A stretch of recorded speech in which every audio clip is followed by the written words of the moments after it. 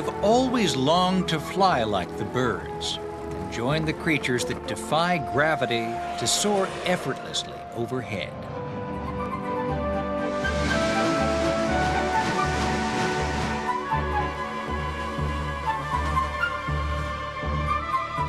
Flight is the loftiest of all our dreams in myth and magic. We fly in war and in peace. The story of humans' conquest of the air spans the centuries. The first solid expression of the longing for flight was probably the kite, flown in China as early as 2000 BC. Many thought the paper creation was too dangerous. It might lift people off the ground. And indeed, in one Japanese story, a samurai warrior trapped in exile sent his son aloft on a kite. The boy flew to freedom. Many inventors have toyed with man-lifting kites. Some of the contraptions saw duty in the First World War, when they were used for observing the enemy. In fact, for centuries, kites were the only way for humans to lift off the ground and join the birds. For a bird, even a baby bird, flight comes naturally. A baby dove just 2.5 weeks old will soon be testing its tiny wings. In a few weeks, it will be ready for flight, sustained and controlled movement through the air. A drifting feather is not capable of true flight, not without its owner, but it does reveal the substance on which all flight rides: air. Earth's atmosphere is a thick blanket reaching up for many miles.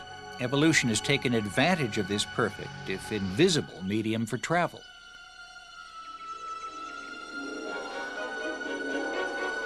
"300 million years before the first humans, the air was already alive with wing beats, mayflies, cockroaches, and dragonflies with wingspans as long as a human arm. Life on the wing brought a huge advantage. It made for fast escapes and the ability to fly far and wide in the search for food. Later, pterosaurs cruised the ancient skies, like prehistoric hang gliders. And then, from the same evolutionary flight path as these flying dinosaurs, came the first birds with their far more complex wings. Later came yet more insects and even flying mammals, bats. But it was the birds that humans dreamt of following up into the sky. Could a man fly like a bird? In Greek legend, 2 men did. Escaping captivity from a royal castle, Daedalus and his son Icarus soared from their imprisonment on wings of wax and feathers.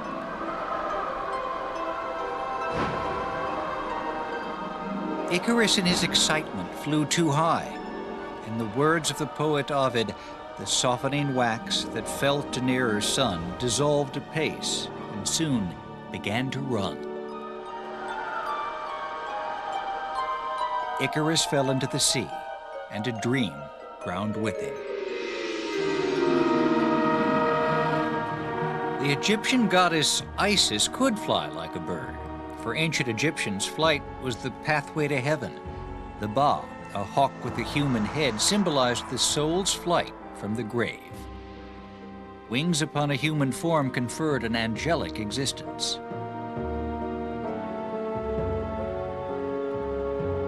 Legend also tells of attempts to harness real winged creatures. A Persian king is said to have tethered starving eagles to his throne. He induced them upwards by tempting them with meat. The legend says it worked, for a moment. Shish kebab proved a poor means of fueling human flight. If we couldn't harness the birds, at least we could observe and study them. More than 9,000 species of birds could fly, so surely we could too. Around 1000 AD, Elmer, an English monk, built himself some wings. He launched himself from the monastery wall, but there were to be no flying monks. Elmer broke both of his legs in the fall and was lame forever after. Others tried too. Medieval tower jumpers, persistent in the belief that they could fly. Some questionable claims of success survive to this day.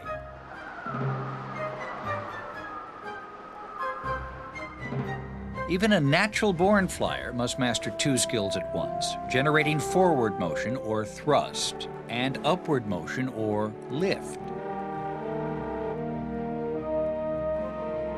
It takes wings to generate that lift and thrust, streamlining to overcome air resistance, and muscle power to propel the structure of lightweight bones and feathers. Although feathers are only part of the avian flight plan, they are what makes a bird a bird. Feathers and wings are potent symbols in myth and legend. Put wings on a mythical creature, and it gains even more power. Put feathers on yourself, and you too can emulate the prowess of the bird. Feathers were especially prized by Native Americans and were worn by warriors to signify an enemy's defeat. For ancient Egyptians, the feather's light weight was the test of heaven. The gods were said to weigh the heart of the recently departed. Only if it was as light as a feather could the soul pass into the afterlife. Would-be birdmen seized on the feather as the key to flight.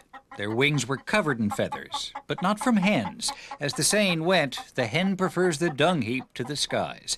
Any attempt to fly on chicken feathers was surely doomed.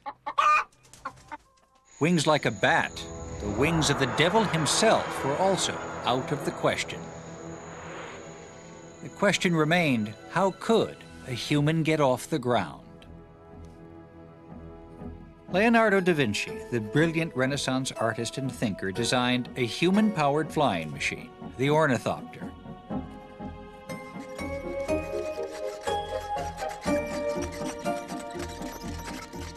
But da Vinci had missed the essential fact. Humans are built to walk, while birds are built not to walk, but to fly. Birds are living airplanes.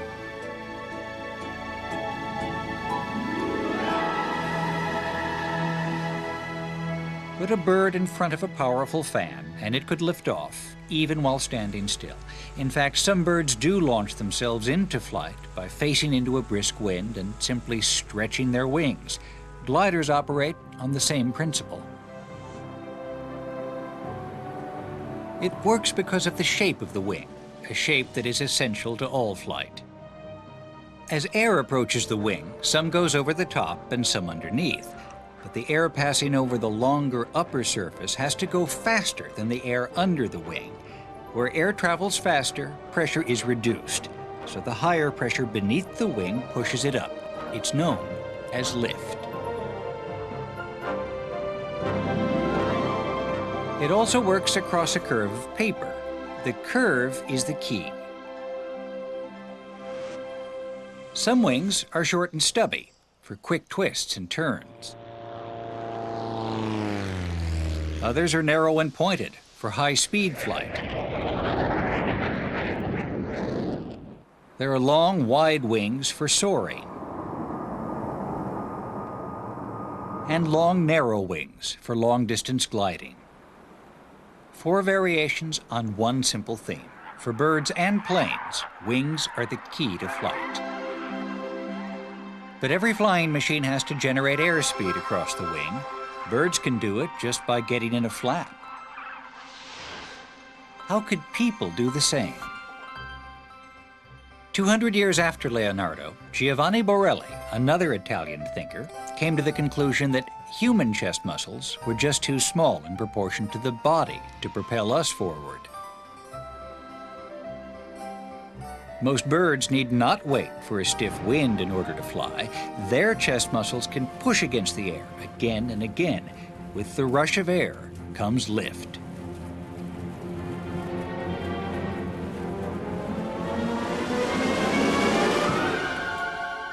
For a human body to fly on its own, it would need the thigh muscles of a bodybuilder transferred to the chest, the slim legs of a 10-year-old and the wingspan of a light aircraft.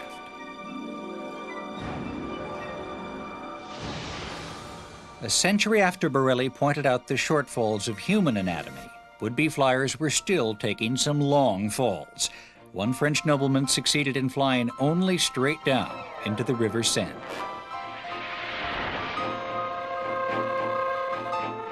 Better perhaps to try some hot air to launch a flight of fancy. In the 1780s, two Frenchmen, the Montgolfier brothers of Paris, experimented with a balloon made of paper and buttons, inflated by hot air. But for the maiden flight, they weren't willing to risk their own necks. The world's first air passengers were 3 farm animals. And when they landed safely 2 miles from the launch site, ballooning could take off. It was soon the Parisian social climber's favorite means of ascent. The wealthy vied to set new records. 2 men even crossed the English Channel, but they had to throw their clothes overboard to save weight and landed in their underwear. For an entire century, balloons were the only way to fly, unless you were a bird. At the age of just 4 weeks, a dove's chest muscles are so well developed that it can begin to take to the air.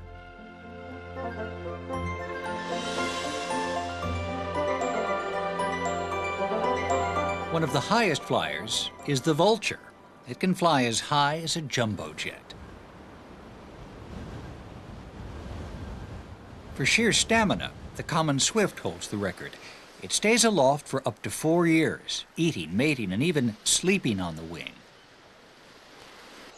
Common birds like the starling fly at up to 35 miles per hour, while a peregrine falcon easily doubles that in a dive. Speed isn't everything. The goldfinch can slow to a virtual walk, yet remain airborne without stalling. But the dream of human flight did stall, often. Contraptions like the aerial steam carriage might have flown with something lighter than a steam engine to power them. One English inventor used his coachman as a test pilot. The driver was apparently a reluctant aviator.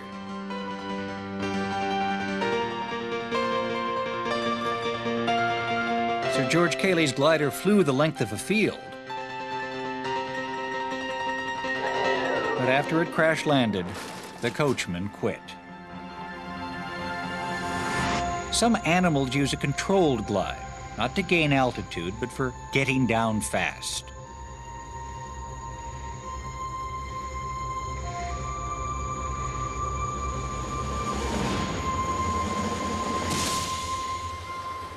For a bird, gliding is an energy-saving device. It requires only 1/20th of the energy needed for flapping, but it also makes for a slower trip.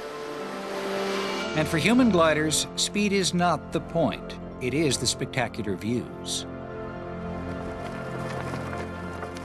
A glider took aviation a few steps forward at the end of the 19th century. A young German, Otto Lilienthal, became the world's first true aviator, launching himself into more than 2,000 successful flights. He was on the brink of building a motorized glider when he died from injuries in a crash.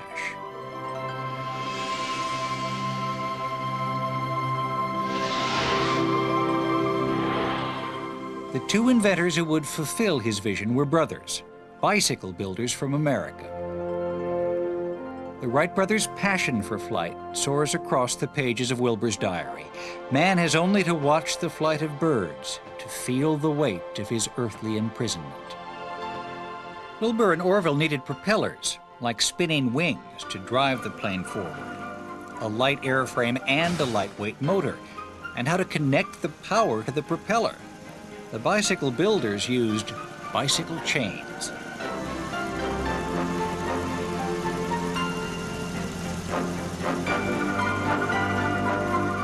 When their plane flew one historic day in 1903, the Wrights had made one of the greatest human achievements ever. Yet if it had been alongside a jumbo jet, its landing point would have been roughly at row 22, and it would not have even reached the height of the jet's wing.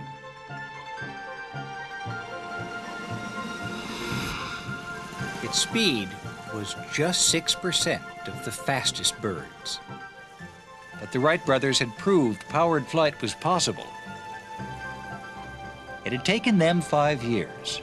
A dove flies perfectly at 5 weeks.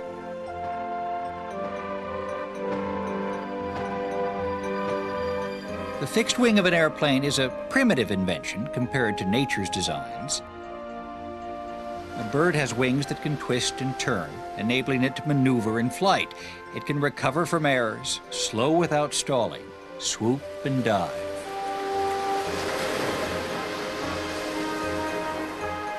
An eagle uses its wingtip feathers to change the airflow over the wing. An airplane needs mechanical flaps. All birds can adjust the angle of their wings to allow them to slow down safely.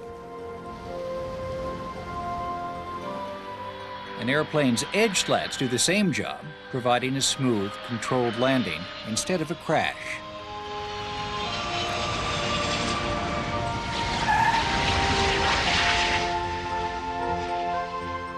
A bird's tail feathers help control speed and direction. A plane's rudder does the same. By 1917, airplanes had the beginnings of such refinements. No wonder more primitive contraptions hadn't gotten off the ground. The marvel of flight soon became a means of destruction, with ingenuity propelled by war. Nearly a century ago, a Dutchman, Anthony Fokker, invented a machine gun that could fire between the blades of a spinning propeller.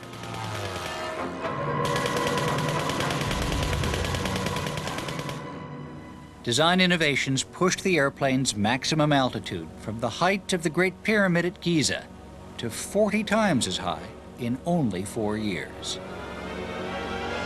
But the reality of human flight had still not convinced the world at large.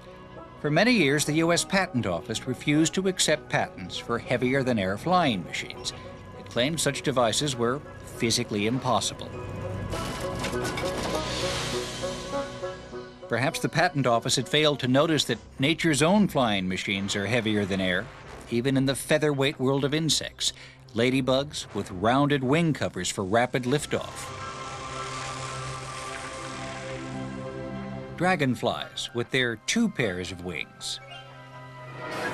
And mosquitoes, each beating its wings more than 500 times per second. One insect has a name that says it all: the fly. The ultimate and most elusive aerial acrobat can even make a cartwheel landing and right itself from upside down. Insects seem perfectly engineered for flight, and many of their abilities are still barely understood. Bees seem to defy the laws of physics, their tiny wings lifting such a large body weight. It's thought that minute holes in the wings might help create extra lift.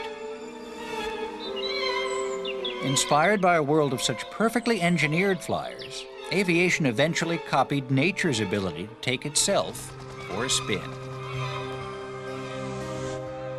A helicopter would take off from an idea being toyed with as far back as the 15th century.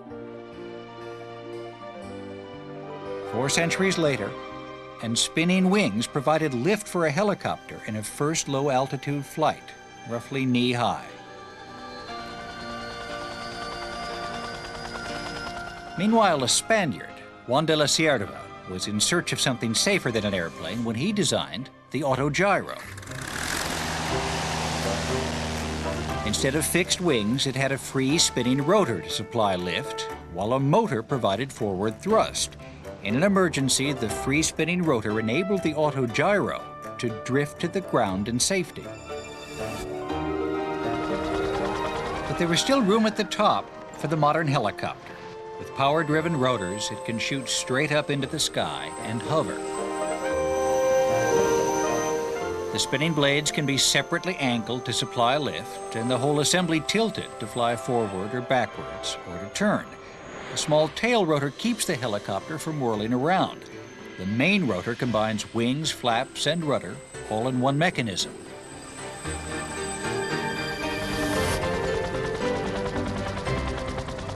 The helicopter has become the most versatile flying machine humans have yet designed.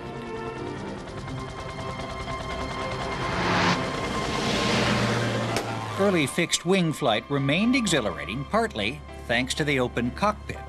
More than a few intrepid flyers took thrill-seeking to new heights. But flying takes tremendous skill. A pilot must control 3 types of motion: pitch, roll, and yaw, all the while keeping the airplane on course. Birds are masters of navigation. Human pilots had no natural magnetic compasses, no migratory memories to follow. Even crude instruments were lifesavers. The sighting string helped orient early aviators to the horizon. But in darkness or bad weather, without a visible horizon, a pilot soon became completely disoriented. Only the invention of the gyroscopic artificial horizon could solve that problem. Pilots needed all the help they could get, often flying on a wing and a prayer. Some carried a medallion of St. Joseph of Cupertino, patron saint of flight. But of the first 40 airmail pilots in the United States, 31 were killed. Charles Lindbergh was one of the survivors. His epic solo flight across the Atlantic fired the public's fervor for flying, setting the pace for other aviators. Almost as soon as planes were invented, people started inventing ways to jump out of them. They weren't the first to hurl themselves into the air. The first parachutist jumped from a balloon in 1797 and brought on the first recorded case of air sickness. Passengers had to be made more comfortable. In the glamorous new era of air travel, rickety wicker chairs gave way to upholstered seats for the cushy new experience of dining in the sky.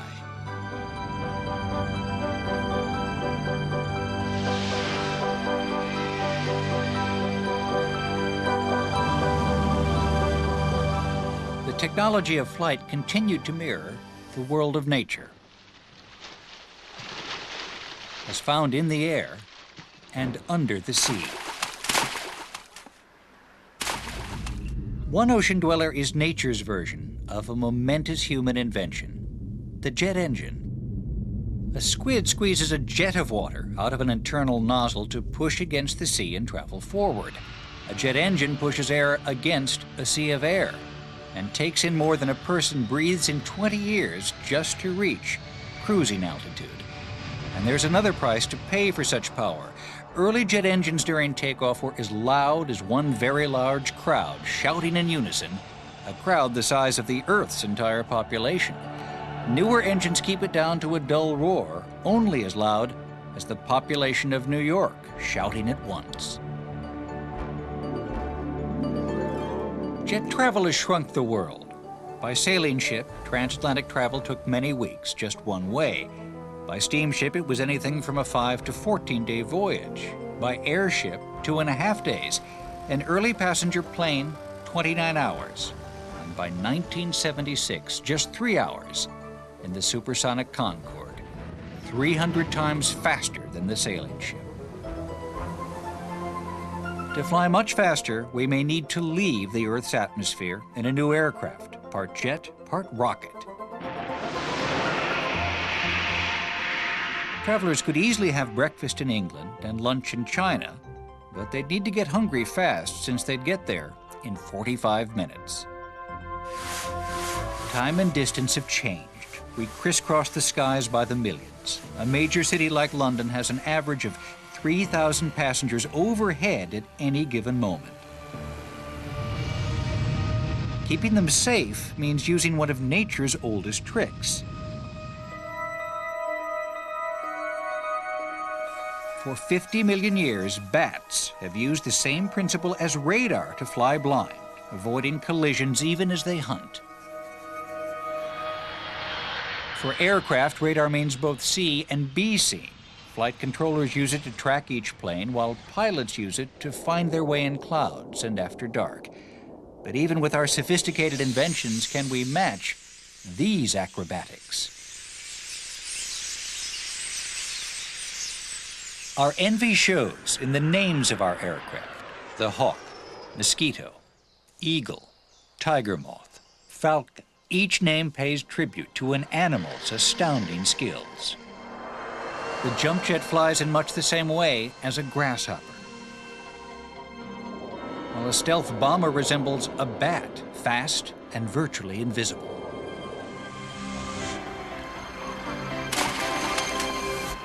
Inspired by the birds, bats, and insects, humans have learned to use the air to their purposes.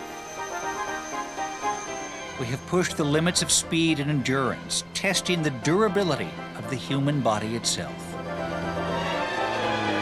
And we have claimed the elusive prize of human flight using only human power. Nearly 5 centuries after Leonardo's ornithopter, in 1988, the Daedalus Project, named for that would-be flyer of legend, had perfected a kind of flying bicycle. Its speed was slower than a monarch butterfly, but it went the distance from the Greek island of Crete to its neighbor, Santorini. The age-old dream had come true. The rewards of powered flight have been great. Some features can only be seen from the air, such as mysterious patterns carved on the Earth's surface or the distinctive shape of a coral island. In the words of the aviator Antoine de Saint-Exupéry, our sight has been sharpened. The airplane has revealed to us the true face of the Earth.